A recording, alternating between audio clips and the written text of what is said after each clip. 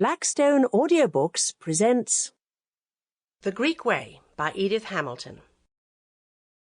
Preface. The first edition of The Greek Way was an incomplete work. A number of the writers of the great age of Greece were discussed in it, but others, quite as notable and important, were omitted. The result was a picture of Greek thought and art at the time of their highest achievement, with some of the very greatest thought and art left out. The poet Pindar, for instance, put by the Greeks themselves in the same class with Aeschylus.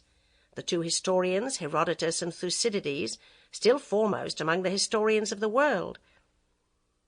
There cannot indeed be any real perception of the breadth and depth and splendour of the intellectual life in 5th century Athens without some knowledge of Herodotus, with his keen curiosity and warm humanity, and the profundity of thought and sombre magnificence of Thucydides.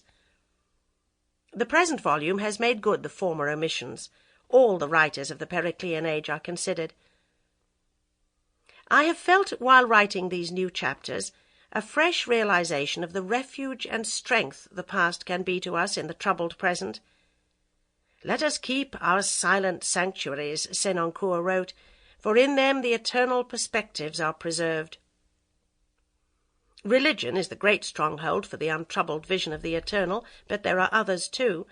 We have many silent sanctuaries in which we can find a breathing space, to free ourselves from the personal, to rise above our harassed and perplexed minds, and catch sight of values that are stable, which no selfish and timorous preoccupations can make waver, because they are the hard-won and permanent possession of humanity.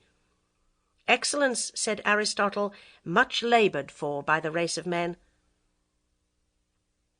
When the world is storm-driven, and the bad that happens and the worst that threatens are so urgent as to shut out everything else from view, then we need to know all the strong fortresses of the spirit which men have built through the ages.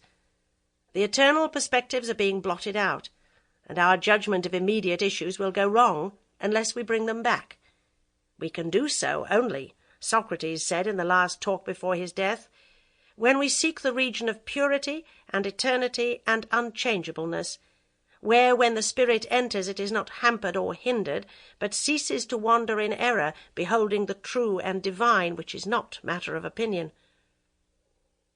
A great French scholar of the last century said to his class at the Collège de France, shortly after Sedan and the triumphant occupation of Paris by the German army, "Gentlemen, as we meet here today, we are in a free country, the Republic of Letters, a country which has no national boundaries." Sample complete. Ready to continue?